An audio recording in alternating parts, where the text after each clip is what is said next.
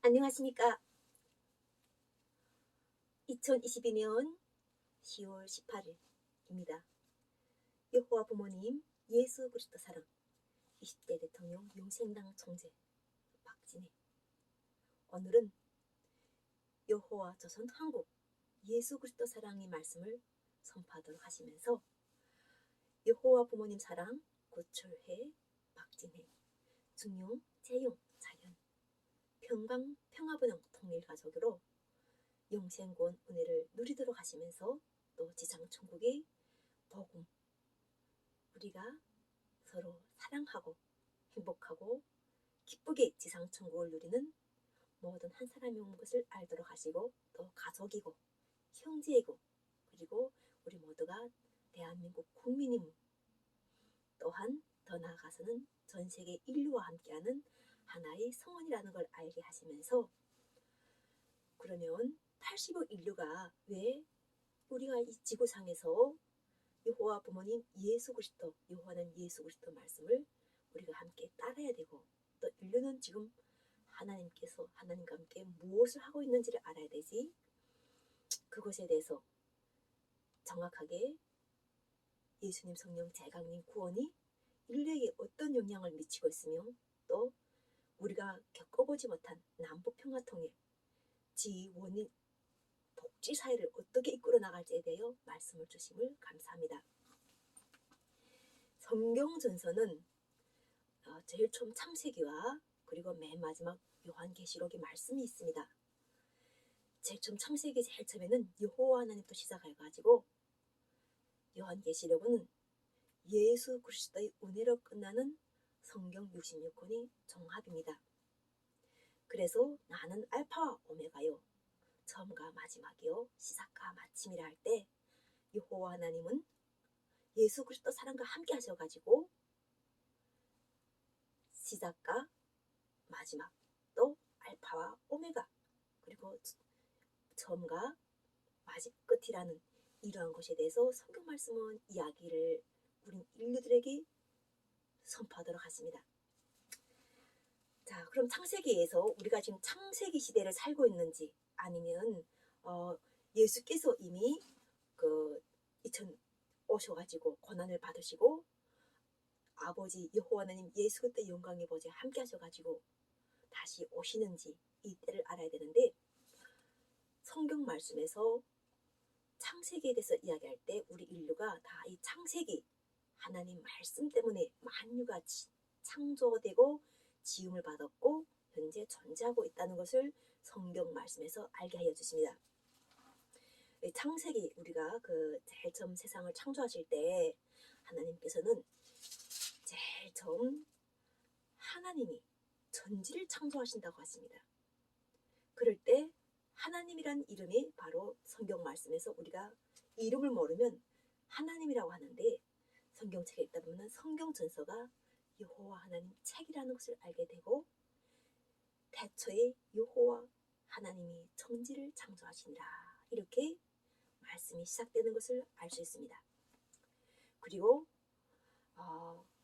여기에 땅이 혼돈하고 공허하며 흑암이 깊음이 있고 하나님의 영은 수면에 운영하시니라. 이때는 창조되기 그때 상황에서 운행이라는 말씀을 쓰십니다. 이 운자라는 것은 움직인다는 것도 되고, 또 우리가 기운을 이야기할 때, 그럴 때, 그러니까 어쨌든 그냥 조용하게 있는 건 아니라는 거예요. 움직이고 있다는 거예요. 뭔가를 계획하시기 위하여 움직이고 있다, 이것입니다. 이렇게 하면서 그 다음엔 창세기 1장 1절부터 하나님께서 빛을 만드시고, 그리고 하나님이 빛을 만드시고 빛과 어둠으로 나누셨다고 하시면서, 하나님 보시기에는 빛과 어둠이라고 이 된 말씀 자체가 첫째 날이라고 하시는 거예요. 그리고 빛을 낮이라고 부르다는 거예요. 빛을 우리가 보통 사람들이 낮 이런 얘기할 때도 그냥 누군가가 하는 이야기가 아니라 이미 하나님께서 창세기에 우리가 보는 오전이라든가 빛을 보는 이 시간을 낮이라는 이름을 쓰셨다는 거예요. 그러니까 우리가 평상시 우리가 이렇게 이야기하는 하나님의 형상을 담지 않고는 낮이라는 이런 이야기를 할 수가 없다는 거예요. 그러니까 우리 마음속에는 다 이미 하나님께서 말씀을 주셔가지고 우리가 말씀되게 거룩하게 하도록 하나님께서 우리 마음을 주관하신다는 것을 성경 말씀을 통해서 알게 하고 있습니다. 그러면서 어둠을 밤이라고 부르신다는 거예요. 어둠을 밤이라고 부르셨다고 할 때 이때는 우리 인간이 생각할 때 낮과 어둠이라는 이런 것을 나눴다고 할 때도 하루라는 이 시간 속에서도 하나님이 역사하셨다는 걸 알고 있어요.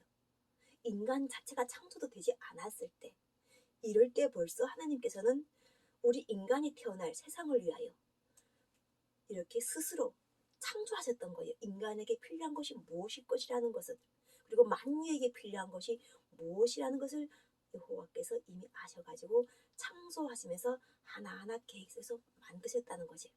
우리는 그 만든 것을 모르고 세상에 태어나서 보니까나 이렇게 낮과 밤도 되고 어둠도 되고 이런 이야기를 우리가 무의식 속에서 그냥 하니까 했다던 이런 이야기 속에서 성경 말씀을 보니까나 하나님이 멀리 있지 않다. 우리 가까이 계시다. 이 말씀을 알게 되는 거예요.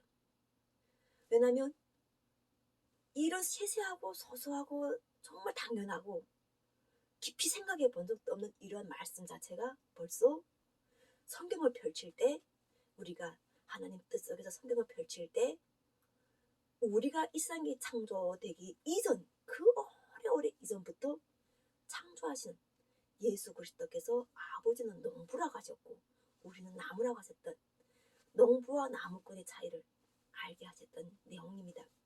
아버지는 창조이시고 왕이시고 주권주이시고 그리고 인류가 만약 죄에 있다면 그 죄라는 것 속에서도 건져주실 분도 바로 아버지 여호와 하나님이시라는 걸 예수 그리스도께서 이야기하셨다는 거예요. 여기는 예수 그리스도의 말씀이 없어요. 여기 현재는 하나님에 대한 이야기를 먼저 하시는 겁니다. 하나님이. 우리가 세상에 태어나면 부모가 해야 되잖아요. 그러니까 하나님은 부모라는 거예요. 그런데 내가 낳은 부모도 있게 하신 분이 바로 여호와 부모님이시라는 거예요. 우리가 종교 지도자들이라고 하시는 분들, 하나님의 명령을 받고 보내심 받았고 독생자 영광을 누린다고 하시는 모든 분들 자체가 다 이런 분들입니다.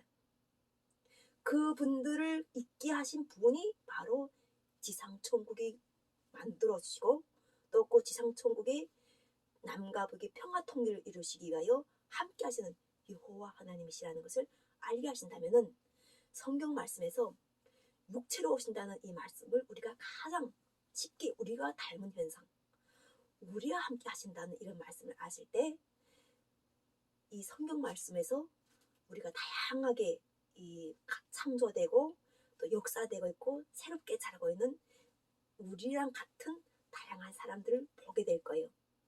그 성경 말씀에서 하나님께서는 사람이 거주할 그러한 땅을 사람에게 주셨다는 것을 성경 말씀에서 이야기할 때, 선포할 때 믿는 자들은 여호와 부모님 예수 그리스도께 영광과 감사를 드릴 것이고 하나님이 없다거나 하나님 왜 이렇게 세상을 창조하셨나고 한탄하신 분들은 스스로가 정죄가 된다는 거예요.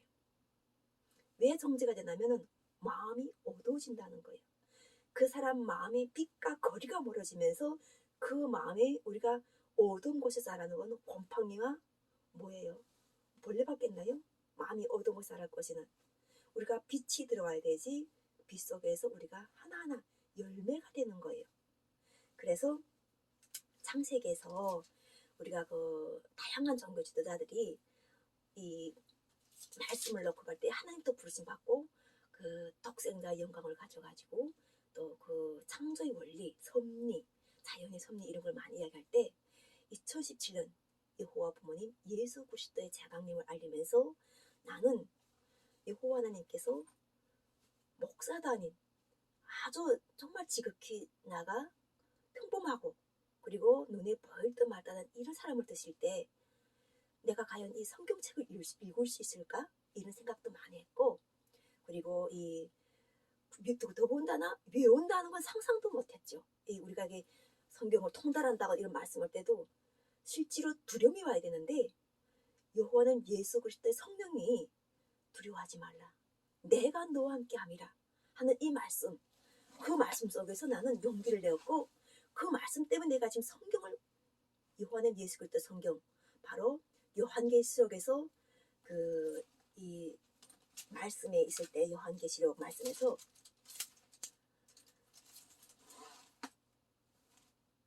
7인, 7인에 대해서 이야기할 때, 내가 범에 보좌에 앉으신 이 어르손의 두루마리가 있으니 안팎으로 섰고 7인으로 봉인하였더라는 이 말씀이, 봉인을 내가 풀 수 있을까도 나는 생각도 못 해봤는데, 성령이 함께하면서 7인이 봉인이 무엇인 줄 알게 해주시는 거예요. 왜냐하면 장로 중에 한 사람이 내게 말해요. 울지 말라. 유대 지파의 사사 다윗이 뿌리가 있으니 그 두루마리야 그 7인을 떼시리라 하더라. 이 말씀이 딱 일맥상통해서 오는 거예요. 말씀을 주시면서.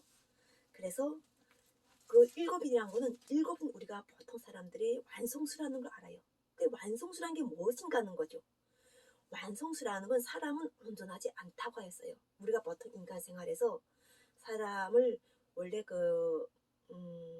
영장으로, 만유의 영장으로 이렇게 생각하는데, 인간 자체를 영장이라고 생각하니까, 영장이라는 거는 짐승 속에서 최고라고 생각하는 거예요. 그런데 우리는 짐승이 아니라 하나님의 형상을 담은 사람으로서 사람이 어떻게 온전하여지고 완성될 것인가에 대해서 이야기할 때, 바로 하나님께서 이 7인의 범인을 띄워주시는 거예요. 그게 바로 모든 자의 구원이었어요. 모든 자가 바로 7인이라는 이 완성수였어요. 그러면서 맨 마지막 요한계시록 22장 21절에 주 예수의 은혜가 모든 자에게 있다고 하실 때, 그 모든 자가, 내가 세상을 볼 때 정말 가난한 사람부터 시작해서 부자부터 시작해서 또 장애인부터 시작해서 거기다 살인자까지, 거기다 가거까지 엮여오고, 거기에다가 또 현 상황이 이루어지고, 이런 상황, 수직과 수평이 시시각각으로 변하고 있으면서 또 엄청나게 이게 품어야 되는 그런 사건이 막 동시다발적으로 오실 때, 내가 여호와 하나님 예수 그리스도께서 함께 하신다는 그 말씀이란 자체가, 너와 함께 한다는 이 말씀, 우리 모두에게 함께 한다는 말씀, 모든 사람이 구세주라는 것을 내가 확신하도록 하시는 그 권능이 나게 주셨던 거예요. 그러면서 지금처럼 우리가 여기서 가장 실마리가 되는 것, 우리가 어쩌면 풀면은 해결책이 될 수 있지만 풀지 못하면은 거기에 올가면은 죄라는, 사망이라는 올감에 들어갈 수 있는 말씀이 바로 태초의 창세기에서 여호와 하나님이 동방의 에덴의 동산을 창설하시고 그 지으신 사람을 거기에 두시니라. 성령을 거기에 두신다는 거예요. 그리고 여호와 하나님이 그 사람을 이끌어 에덴 동산에도 그것을 경작하며 지키게 하시고, 여호와 하나님이 그 사람에게 명하여 이르시되 동산 각종 나무 열매는 내가 임의로 먹되 선악을 알게 하는 나무 열매는 먹지 말라. 내가 먹는 날에는 반드시 죽으리라 하시니라. 이렇게 말씀하셨어요.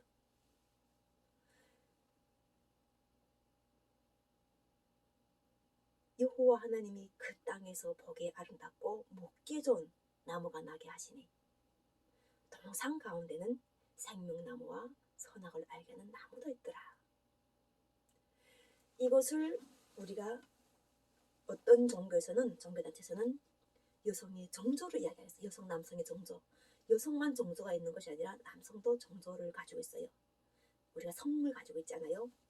그러나 우리가 그 첫사랑에 대해서 이야기할 때는, 성에 대해서 이야기할 때는 남자도 그 첫사랑하는 여성을 쉽게 잊지 않는다 하지만, 여성도 우리가 창조되는 속에서 자기가 그 첫사랑이 순종을 바친 남자한테 사랑하고 싶어하고 그 남자하고 살고 싶어하는 것 자체는 원래 이 그 사람이 본분이고 갖추어져야 되고 그것이 가장 합당한 결혼이라고 세계평화가정교연합에서는 이야기하고 있어요.